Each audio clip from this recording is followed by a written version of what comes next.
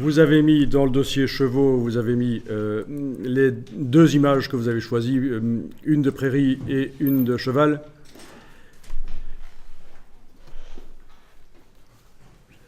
Ok, vous allez jeter les deux images JPEG.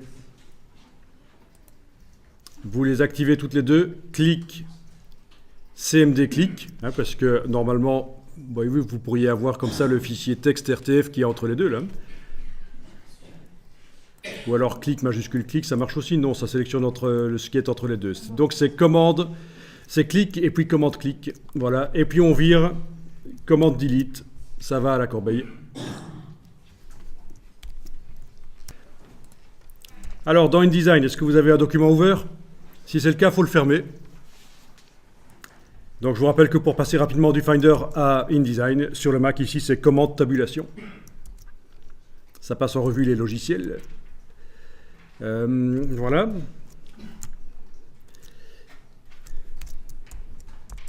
Ok. Donc vous n'avez pas de document ouvert, mais vous allez ouvrir celui-ci, le sans titre 5 là. Voilà. Il dit qu'il y a des ressources manquantes. Ben oui, c'est les deux images de chat qu'on vient de supprimer. Vous voyez qu'on indique ici, et InDesign indique que les images sont manquantes. C'est pas, ça n'indique pas qu'elles sont modifiées. C'est carrément manquante à ce moment-là. Hein. Un panneau comme ça, c'est pas le panneau jaune triangulaire de tout à l'heure, c'est vraiment des images manquantes.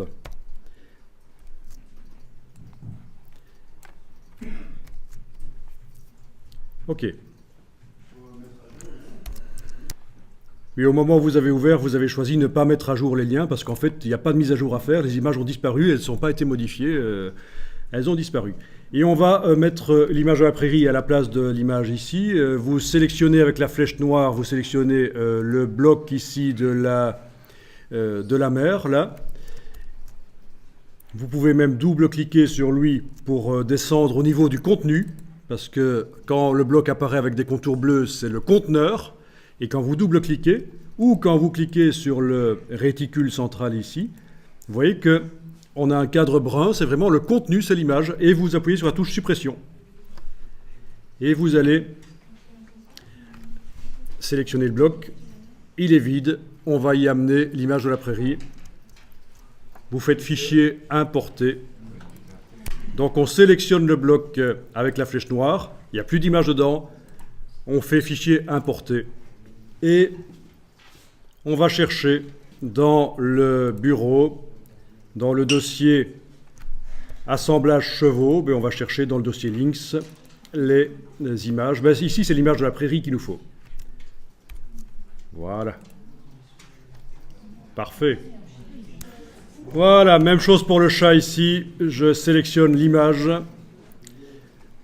Bon, il faut que j'apprenne par le bord là, puisque devant j'ai un bloc texte et le calque du texte n'est pas verrouillé, donc je prends par le bord, là, double-clic, touche suppression, sélectionnez bien le cadre et importer, fichier importer, on va chercher l'image du cheval, et voilà.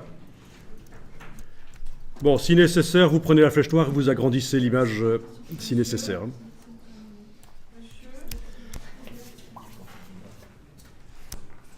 Ok, vous pouvez enregistrer le document InDesign. Donc, nous avons maintenant des fichiers Photoshop là-dedans.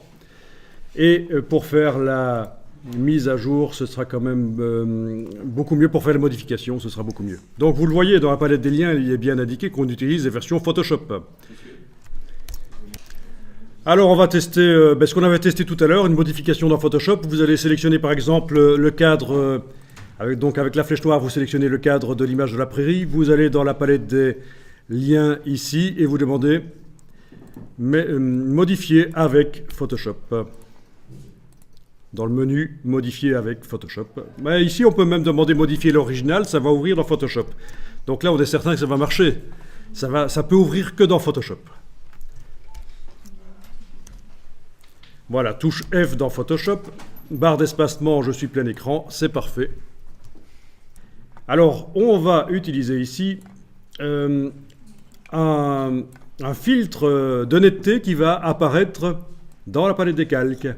Donc tout à l'heure, sur l'image de la mer, on avait fait filtre, renforcement, accentuation, ce qui a modifié de manière définitive les pixels du calque, l'image. Nous, on veut faire du non destructif, on veut pouvoir annuler la netteté si nécessaire. Et pour arriver à faire ça, vous devez mettre le pointeur ici à droite du nom du calque qui s'appelle arrière-plan. Vous devez faire un clic droit et demander convertir en objet dynamique. À partir de là, vous avez une petite icône qui vous indique que c'est un objet dynamique, c'est-à-dire c'est un calque conteneur. Et la caractéristique d'un objet dynamique, c'est que si on met des filtres dessus, les filtres apparaissent dans la palette des calques et sont modifiables. On pourra même les supprimer complètement s'il faut. Vous allez dans le menu filtre, renforcement, accentuation, comme tout à l'heure. Voilà, on voit que ça accentue. N'hésitez pas à y aller très fort. Ça peut être assez créatif en fait. Dès que vous cliquez sur OK, vous avez ceci qui apparaît dans la palette des calques, c'est le filtre. Si vous enlevez l'œil en face du filtre accentuation, vous avez l'image non accentuée. Si vous double-cliquez sur le mot accentuation, vous avez la possibilité de modifier l'accentuation. Donc c'est dynamique. Dynamique en infographie, ça veut dire modifiable. Dès que vous voyez le mot dynamique, généralement, chez Adobe, en tout cas, ça veut dire que ça permet la modification, ça permet de revenir en arrière, de modifier. Ok, donc ça c'est un filtre dynamique qui peut être rétracté ici avec le la petite flèche sur la droite. Voilà. Par-dessus ce calque, on va aller mettre un calque de réglage pour modifier la couleur maintenant. C'est menu calque, nouveau calque de réglage, où vous avez bien sûr dans Photoshop 36 manières d'arriver aux choses. Vous pouvez également utiliser le petit menu sous la palette des calques. Et on va aller chercher par exemple teinte saturation. Calque de réglage de type teinte saturation. Est-ce que tout le monde voit apparaître le panneau propriétés ? Vous voyez également qu'un calque est arrivé là, un calque de type teinte saturation. Il va modifier l'aspect des pixels qui se trouvent en dessous de lui, mais les pixels là vont jamais être réellement modifiés. C'est ça l'intérêt.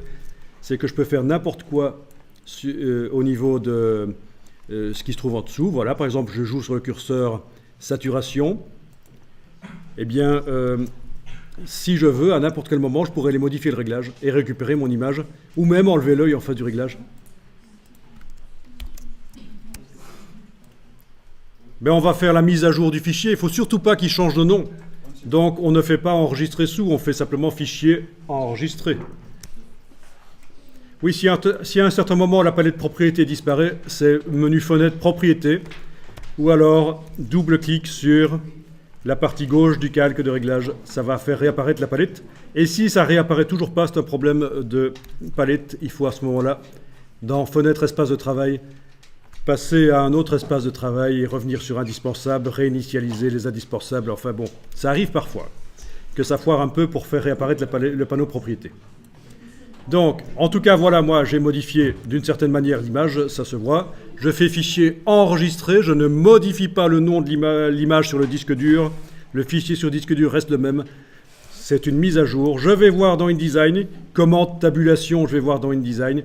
La mise à jour, c'est faite. On fait la même chose pour le cheval. Dans InDesign, ben, je vais peut-être dans InDesign, ici, dans la palette des calques, verrouiller le calque de texte. Donc, menu fenêtre calque. Je verrouille le calque des textes comme ça. Comme ça, quand je clique à l'endroit de l'image, ben, ce n'est pas le texte qui se sélectionne parce qu'en fait, il est verrouillé. Vous voyez ? Alors, donc, même chose que tout à l'heure. Après avoir cliqué sur l'image dans la palette des liens, on voit qu'elle est sélectionnée dans la palette des liens. On va dans le menu de la palette des liens, modifier l'original. Et c'est vrai que parfois, vous avez un message qui apparaît, profil colorimétrique. Alors, c'est très intéressant de s'y connaître en profil colorimétrique. Si vous avez l'occasion un jour de vous y intéresser, ça peut faire la différence. si vous maîtrisez ça. Mais dans ce cas-ci, cliquez sur OK. C'est une affaire un peu de personnes plus avancées dans les logiciels Adobe, en fait, les profils colorimétriques.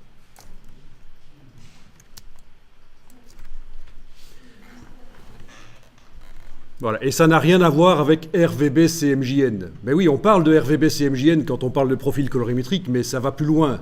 C'est les différents types de RVB et les différents types de CMJN qui existent.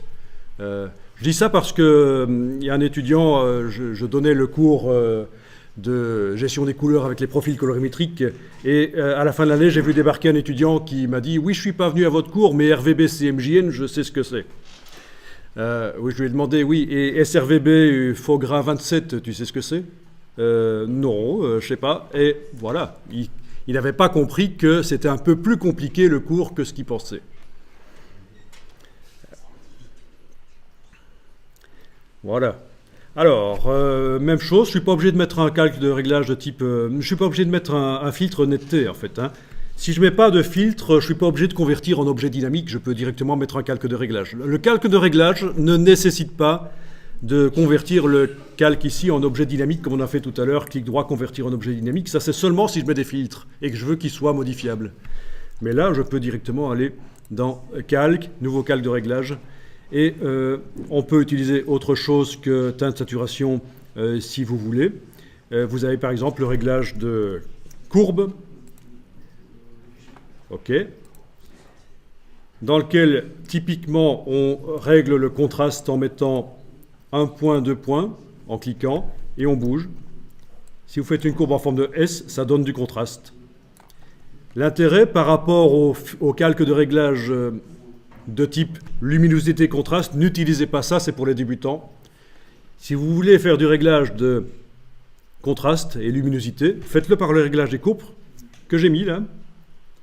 Ça va vous permettre non seulement de faire un contraste avec les 2 points, mais aussi d'aller régler l'intensité des parties les plus sombres et les plus claires en mettant d'autres points ici. Ça, c'est les parties les plus sombres. Vous voyez que ça bouge sur le cheval. Et là, c'est les parties les plus claires. On arrive à récupérer également des choses. Donc, avec la position de ces 4 points, on arrive vraiment à améliorer l'image en supposant que vous travaillez sur un écran qui a été calibré avec une sonde. Parce qu'évidemment, faire de la retouche sur un écran qui ne vous montre pas bien les images, les couleurs qui sont dans les images, ben c'est un peu nul, quoi. C'est un peu comme si on vous demandait de faire un dessin, mais entre le dessin et vos yeux, on met une vitre colorée. Ok, vous allez peut-être réussir à faire un beau dessin qui sera bien vu à travers la vitre colorée, mais dès qu'on le voit ailleurs, sans la vitre colorée, c'est pourri. D'accord? Vous voyez ce que je veux dire, hein? C'est la même chose ici. Faire une correction couleur sur un écran non calibré, c'est faire une correction, c'est transformer l'image pour qu'elle soit bonne uniquement sur cet écran-là. Mais dès qu'on la met ailleurs, c'est plus bon.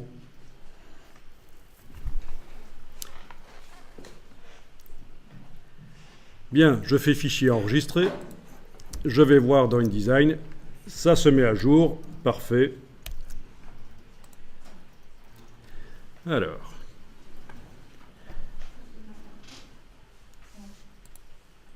D'accord.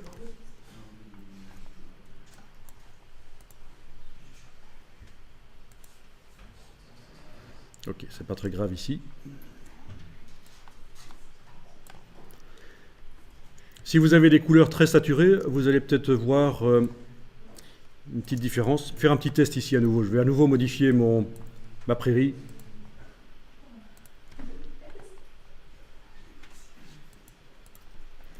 Ok.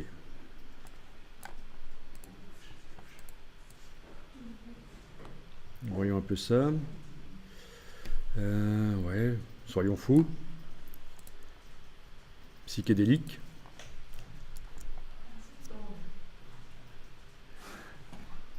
Est-ce que j'ai enregistré? Il faut peut-être le temps que ça arrive.